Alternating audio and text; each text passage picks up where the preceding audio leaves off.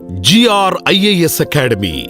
Hello all, welcome to IAS Academy and welcome back to the program Editorial Daily, where we deal with editorial analysis which enriches your perspective and enhances your answer writing. So let's get started with our today's session. The first article for today is, are children with the special needs enrolled in schools in India?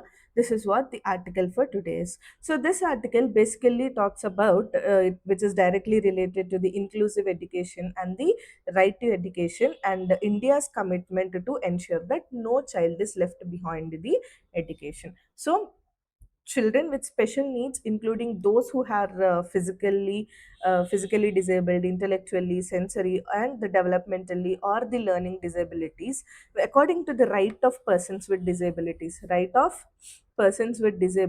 based on this act of 2016, there are 21 recognized categories. There are 21 recognized categories of disabilities, and every child has access to equality of education without the discrimination. So when we talk about this, what is this inclusive education? Is inclusive education means nothing but all the children, regardless of any disability or anything, they study together in a regular schools, study together in a regular schools. Okay, so based on the necessary, with the necessary support they have, like the what you called social inclusion and dignity, when you see the equal education opportunities, reduction of discrimination by doing this, and development of confidence and life skills among the people. Okay, and coming to the constitutional basis, if we see the article 21 capital A, which says that right to education, and article 14 also gives the equality before law, and article 15 states that prohibition of discrimination, and article 41 tells the assistance to persons with disabilities. Okay, now when we see into the current situation in India, this article basically highlights that although the enrollment has improved, many children with disabilities remain outside the education system. This is what it is saying. So, what are the major concerns of it is the low enrollment rate, the high dropout rates, and gender gap inequalities, and the rural urban divide are the main challenges what we are seeing. And what are the challenges of it is, when we see the article basically discusses the lack of infrastructure, shortage of the special educators, and social stigma, and lack of learning materials, and weak implementation of the programs also. So the government of India has come up with few initiatives like Samagra Shiksha Abhiyan. Samagra Siksha Abhiyan. This is like for inclusive growth education support, and resource rooms, special educators, and the assistive devices. So, according to this RPWD Act of 2016, which says that it guarantees the education without the discrimination between any of the among people, and promotes the reasonable accommodation. Okay, now when another program which is taken up by government of India is National Education Policy, that is NEP 2020. NEP 2020. This states that it emphasizes the inclusive and equitable education, and encourages the universal access and teacher training. And another program is Accessible India campaign, that is the Sugamya Bharat Abhiyan, which improves the accessibility in schools and public buildings. Okay, this is what the article is mainly talking about. Let us see this article in a complete detailed way. Yes. The topic is educational inclusion of child with special needs in India. The source is based on the UDSIE 2025 to 2026 census of 2011, and NFHS 5 and expert reports. The relevance of this article is to the GS paper 2, that is the social justice issues relating to education, human resource, and vulnerable sessions. Okay, now when we see the context of the topic, despite the multiple government initiatives of the over the past 8 years, the enrollment of the children with the special needs, that is CWSN children, we say, in Indian schools remains virtually stagnant, and a huge majority of these children are still outside the formal education system.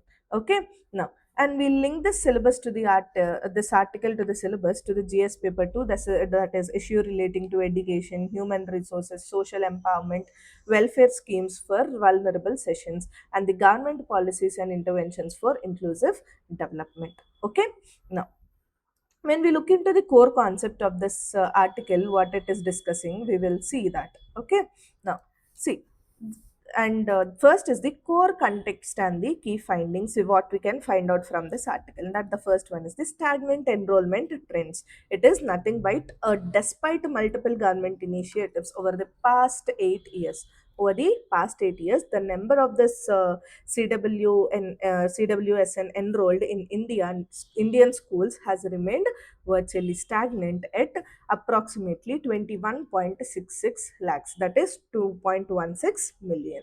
Okay, now what does the severe access gap means? Estimated population of the CWSN in the Indian 2020-25 to 2026 is 98.8 lakhs. Only approximately 22 percentage of the estimated CWSN population is enrolled in the schools, leaving nearly 78 percentage outside the formal schooling system. Okay, next, coming to the underrepresentation versus the 2011 census. Based on these census, the total school enrollment in 2025 to 2026 does not even constitute approximately 30 percentage of the CWSN population recorded back in 2011 census. So, which has listed 32.5 lakh disabled children below the age of 9, but only 30 percentage of them are into the schools. Okay, now when you see the educational pipeline and the retention dynamics of this, first one we can see is the progressive attrition, that is dropout level rates across the other states. Like enrollment shrinks the drastically as the CWSN moves up through a stages of schooling, experiencing a steeper decline in the general student population. Where you see the upper primary to primary, if you see the CWSN boys, they constitute about 73.9 percentage, where the girls constitute of 80.1 percentage. Coming to the secondary or upper primary classes, boys constitute 48.3 percentage and the girls constitute 51.3 percentage, while the higher secondary or secondary classes contains boys of 46.1 percentage and 51.4 percentage of CWSN girls. Okay, now this gives you a gender disparities, like basic base environment enrollment. If we take, the girls account for approximately 43 out of every 100 CWSN students who are enrolled in schools. Approximately, that is approximately 9.3 lakh girls in versus 1.2 lakh boys in 2025 to 2026 financial year. Okay, coming to the retention paradox, if we see, while the fewer girls with the special needs enter the school initially compared to boys, so their dropout rate at higher levels is relatively lower than that of CWSN boys. Okay, next, coming to the key institutional and data challenges, if we see, in that the first one is outdated categorization framework. That is nothing but the schools has reporting the data to the UDISC. UDISC is nothing but Unified District Information System for Education. This system often continues to categorize the CWSN based on the legacy of 8 categories from the 2011 census framework. Okay, so they frequently fail to reflect the 21 recognized disabilities categories mandate under the Right of Persons with Disabilities Act 2016. Okay, now coming to the data disparity and underreporting, due to the lack of updated official disability census data, which forces the reliance on cross estimations using the NFHS 5 and technical group on population projects, which is leading to the potential undercounting and policy blind spots. Okay, now there are few key data highlights if we see when we compare it to 2025 and 2026. The total CWSN enrollment is approximately throughout India, it is approximately 21.66 lakh, that is 2.16 million. And estimated CWS population in India in 2025-2026 is 98.8 lakh. Okay, now coming to the percentage enrolled in schools is 22 percentage, approximately 22 percentage, and the percentage who have left out of the formal schooling system is nearly 78 percentage. This percentage is more when compared to the persons who are joining in the schools. Okay, next, when we see the data summary table of this UDISC 2025 comparison, 2025 to 26 comparison, the primary upper school, upper primary, if we see, the boys have retained the 73.9 percentage have been retained, whereas the overall boys are 61.5 percentage, and the girls of CWSN who have retained are 80.1 percentage, and the total girls, overall girls, are 62.6 percentage. And coming to the primary, upper primary or the secondary, upper primary to secondary, if we see, the CWSN boys constitute 83.3 percentage of retained, whereas the overall boys who have retained are 60.3 percentage. When comparing to the CWSN girls who have retained is 51.3 percentage, and overall girls are 68.8 percentage who are got retained. Okay, next, coming to the secondary or higher secondary, if we see, the CWSN boys retained are 46.1 percentage, whereas the overall boys will give you the percentage of 72.7 percentage, and CWSN girls constitute of 51.4 percentage who have got retained, whereas the overall girls who have got retained are 78.2 percentage. So this retention rates and the CWSN are constantly lower than the overall student population at every stage, with the sharpest decline occurring at the transition to secondary level. Okay, yes. Coming to the trend in this absolute numbers, according to the EUDISC 2025-2026, the CWSN boys who have enrolled are approximately 1.2 lakh, 12.0, that is 12 lakhs, which is approximately 55.4 percentage, whereas the CWSN girls who have enrolled are approximately 9.3 lakhs, that is 44.6 percentage. So the total CWSN who have enrolled are approximately 21.66 lakhs, that is 2.16 million. So the girls with special needs are underrepresented at the every point, but they demonstrate the relatively better retention than boys at high level of schooling. Okay, now if we see a few key institutional and data challenges, if we see the outdated categorization framework, we have seen it previously, the continued use of this 8 legacy categories which do not capture the diversity of the disabilities, leading to the policy mismatches and the resource misallocation. So this undermines the implementation of inclusion mandates under the RPWD Act 2016. Okay, next, the data disparity and the underreporting, which is the absence of updated disability census, which is the post 2011, creates a major data vacuum. So it crosses the estimations of indicate as far long as CWSN population. Okay, basically CWSN population than the currently enrolled, which is approximately 98.8 lakhs, and this NFHS 5 plus and the technical group on population project will give the cross estimates of this value. Okay, so under reporting the masks the true scale of exclusion and delays over the action. So the disaggregated and the update data is the foundation for evidence based policy making and monitoring of inclusion outcomes. Okay, now let us see next. When we look into the structural barriers of this, if we see, the first is the infrastructural gaps. So many schools, especially at the secondary and higher secondary levels, lack the ramps, accessible toilets, the what you call the signatures, lifts, the burial resource. I mean, the not the burial, the what you called this script, Braille resources, and the assistive technology. This is the infrastructure gaps which we can talk about. Next is the shortage of the trained special educators. It is not that the normal school teachers can teach for the specially disabled persons also. So severe shortage of the specially trained teachers and the resource persons to support the diverse learning needs across the disabilities. Okay, next is the pedagogical barriers. Pedagogical barriers, it is nothing but a rigid curriculum, the exam oriented system, and lack of individualized education plans, which hinders the inclusive learning. Okay, next, socio-economic factors like poverty, lack of awareness, the social stigma, and the high out of pocket cost for accessible devices and the therapies is also one of the major structural barrier. Next is awareness and altitudinal barriers. Just a second. Yes.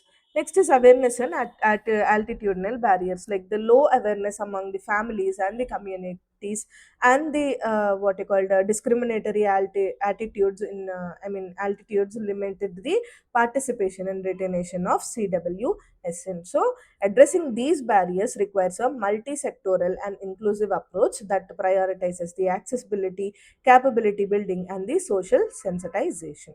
Okay, now when you look into the policy implications and way forward from this article, if we could take aligned data system with RPWD Act of 2016, which is nothing but UDISC must strictly adopt the 21 disability categories as per the RPWD Act of 2016, and capability building of school hands for accelerate the aggregate the identification and reporting. Okay, next to and strengthen the retention focus under Samagra Siksha. Like as we discussed previously, the targeted interventions for the transition points like upper primary and the secondary and beyond, the scholarships, transport support, and the assistive learning materials also have to be provided. Next, build the inclusive school ecosystem. The ecosystem of the school has to be also built, like the accessible infrastructure in all schools, the recruitment and training of special educators, therapists, and the counselors, and also to promote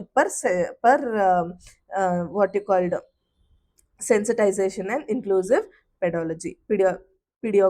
Okay, next, holistic support services like the early identification, assessment, and the individualized interventions, and also strengthen the linkage with the health and protection and skill development schemes. Okay, next, coming to the regular monitoring and accountability, like if we see the use of disaggregate data to track the progress, to set the time bound targets, and ensure the district level accountability for inclusive outcomes. This is what we can talk about the policy implications and way forward from this article. Okay, now when you come into the constitutional and legal backing, if we see, as we spoke previously, the article 14, which states the equality before law and equal protection of laws, and article 15 clause 3 states a special provision for children and persons with disabilities, where article 21 capital A, which tells about the right to free and compulsory education for all children between 6 to 14 years. Okay, and the RPWD Act of 2016 ensures the equal opportunity in education, prohibition of discrimination, and accessibility in educational institutions. This is what the constitutional and legal backing of this article which we can take up. Okay, now coming to the way forward, that the key priority actions, if we which we can take from this for this concept is identify the all CWSNs. Identify all the CWSNs, though the door to door through the door to door surveys and early screening. Next is make the schools accessible, obviously, like by building the infrastructure and developing the infrastructure, the assistive aids, and the universal design. Okay, that is very easily accessible to everyone, like normal children to disabled children. Next is support to stay succeed, which is the academic, rather it be the academic, rather it be financial, rather it be therapeutic and psychological support to the children. Next, invest in the capital and systems, which is the trained educators, which are who are better data systems, and continuous monitoring have to be there. Okay, this is the way forward and the key priority actions which we can take up for this article. Okay, now let us move on to the next article. Yes, the next article for today is, where does the law stand on internet shutdowns? Basically, this issue became prominent after the temporary internet shutdown in during the parts of Delhi during the Chalo Sansad protest, which is organized by the Cockroach Janata Party. So the incident has reignited the debate on balancing the public safety and the national security with fundamental rights in a digital democracy. So the basic central question which is rising is, can the government suspend internet services whenever the protest takes place? This is what the central question we have to get. So let us see in a detailed way. Basically, what is internet shutdown? Internet shutdown is nothing but the intentional suspension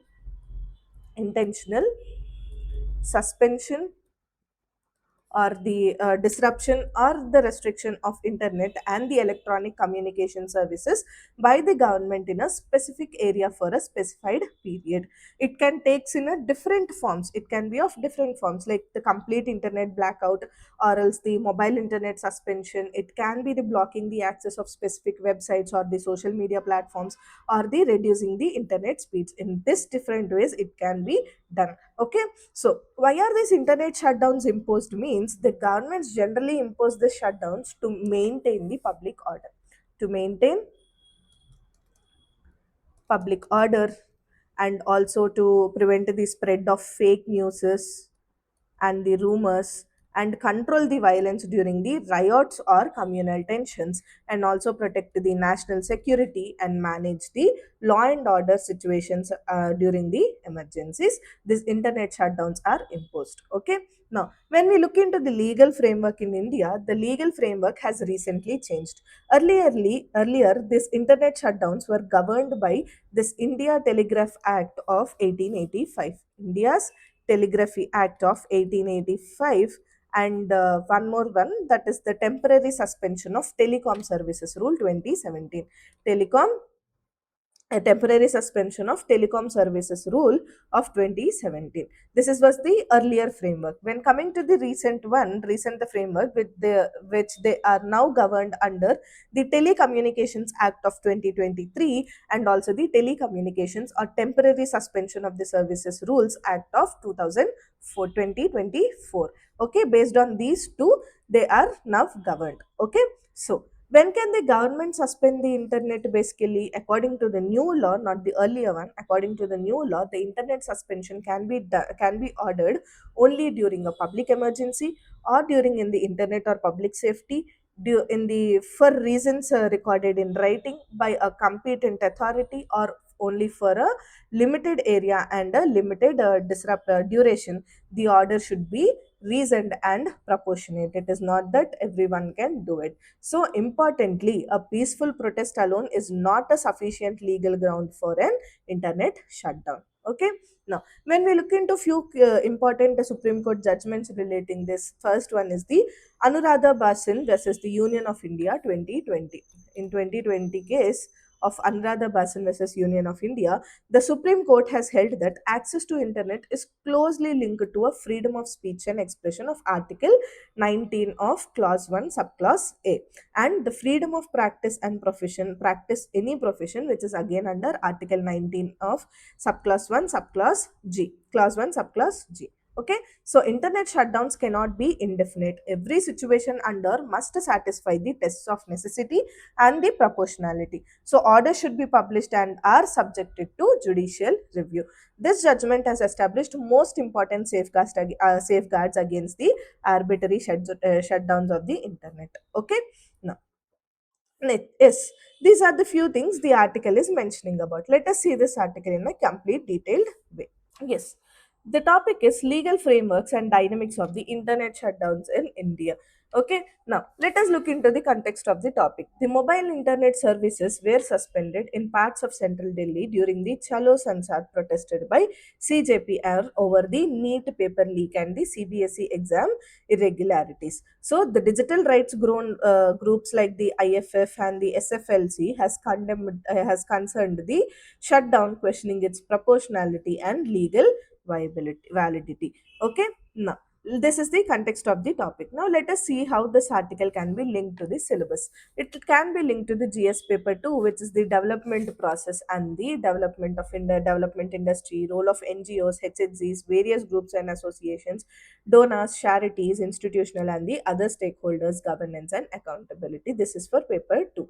And for GS paper 3 also, we can link this article to the Indian economy and the issues relating to planning, mobilization of resources, growth, development and employment. Okay, now let us see the core concept of this topic.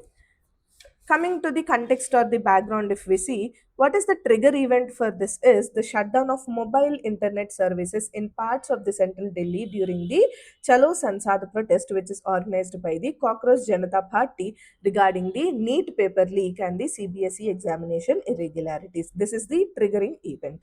Okay, what is the few criticisms, that key criticisms that it is facing is The digital rights advocacy groups like the Internet Freedom Foundation, the IFF, and the Software Freedom Law Center India, that SFLC, has condemned the shutdown, raising questions about the proportionality and legal adherence. Okay, next, conceptual definition of the internet shutdown. What is this internet shutdown? That is nothing but access of new definition,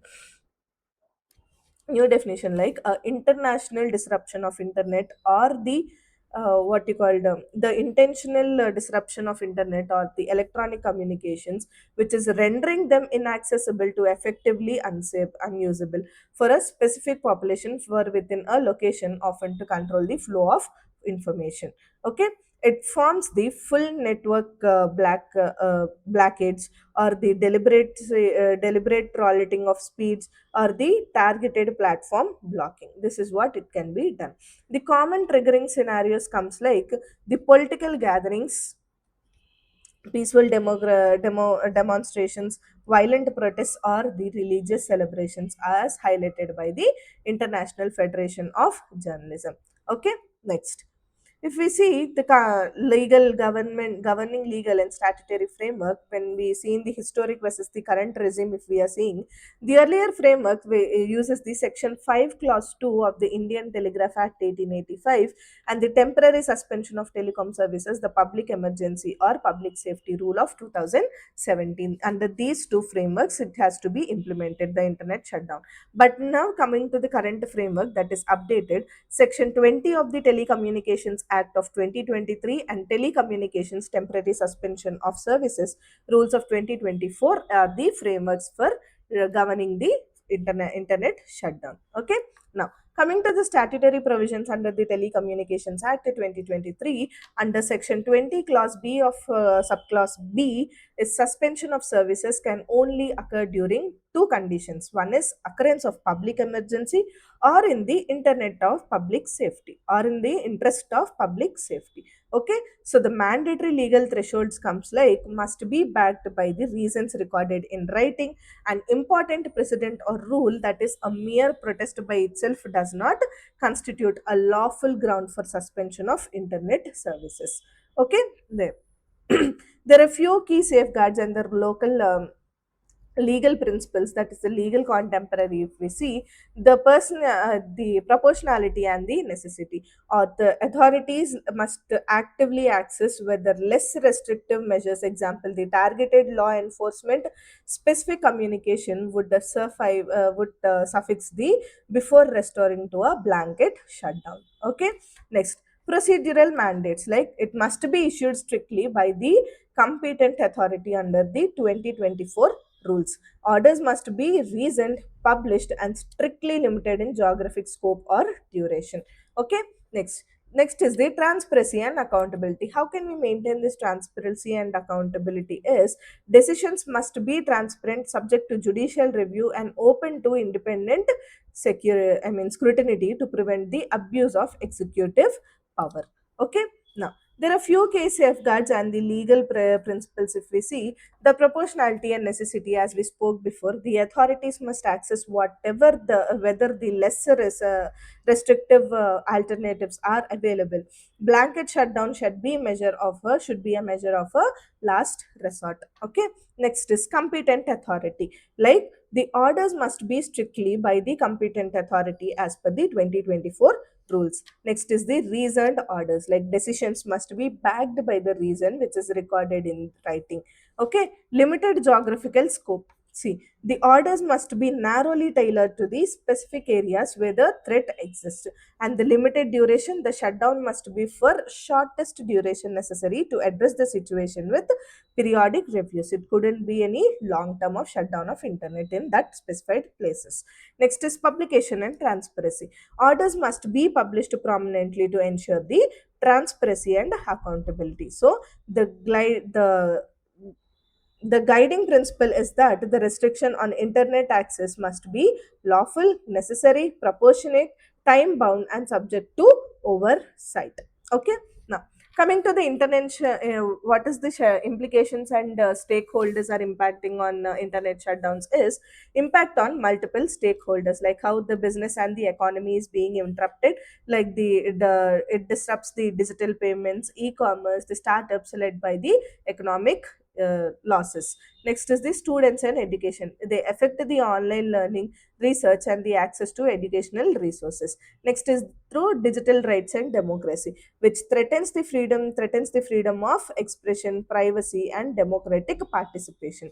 And also the healthcare, it impacts the what you called telemedicine emergency services and health information systems if the internet is shut down in that area.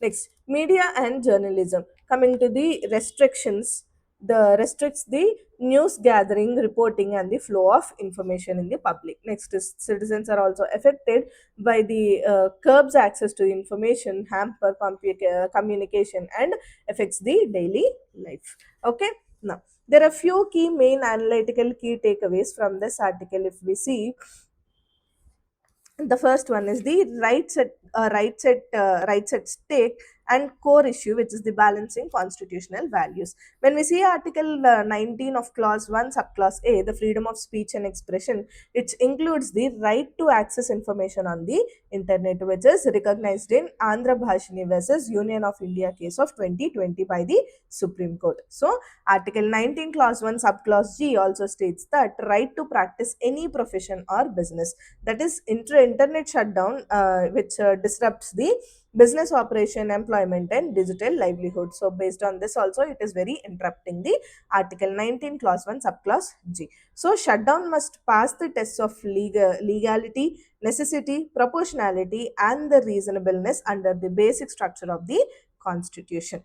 Okay, next, coming to the core issue, that is the balancing constitutional values. When we take the state interest, if we see maintaining the public order and peace, ensuring the national security, and preventing the violence and unrest, this is the state interventions. Coming to the fundamental freedoms, fundamental freedom of speech and expression, right to access information, right to carry on profession or business, and socio-economic continuity are the basic fundamental freedoms. So the challenge for the state is to adopt the calibrated the right representing approach that safeguards both security and liberty in a digital democracy. Okay, now when you look into the judicial guidance, that is Anuradha Bhasan versus Union of India case of 2020, the Supreme Court has held that the internet access is a fundamental right under Article 19, Clause 1, Subclause A. Okay, so the restrictions must be imposed in the accordance with the procedure established by law, and the orders must be reviewed periodically and cannot be indefinite duration. So the court laid down a threefold test, that is the necessity, proportionality, and the reasonableness. Okay, next, international perspective. If we see in the perspective of globally, the USA, that is FARA, which requires the registration of entities acting on behalf of foreign principals in political or quasi political activities. Okay, next, coming to EU and Australia, if we see, which have a strict transparency and registration regimes for foreign influence activities. Next is the UN Human Rights Council. UN Human Rights Council of 2021 says that it calls on a states to ensure that internet shutdown is not used as a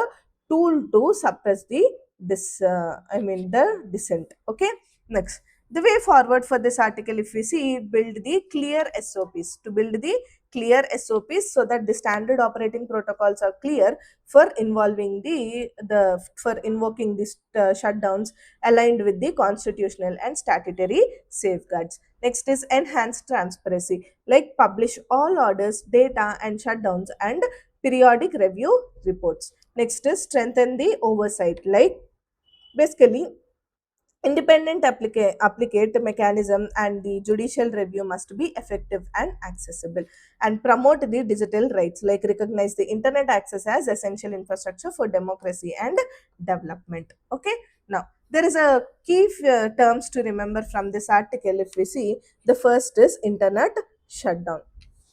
What is it? It is nothing but the intentional disruption of the internet or the electronic communication to central information flow. Next is the public emergency or public safety. Public emergency or public safety is nothing but the only lawful growth which sustain with sanctions under 2020 2020 and the Telecom Act of 2023. Okay, next is the proportionality, which reflects the restrictions must be necessary, the last machines and the population to the cap objective. Okay, next, when you see a practice question for this article, if we see, just a second, yes, and the guiding question would be critically examine the legal framework which is governing the internet shutdown in India. How can the state balance the imperative and public order security with the population of fundamental rights in a digital democracy? This is the question again. Do ping us to our Telegram channel by writing this answer so that we will check and give you the review of the answer. Okay? Yes.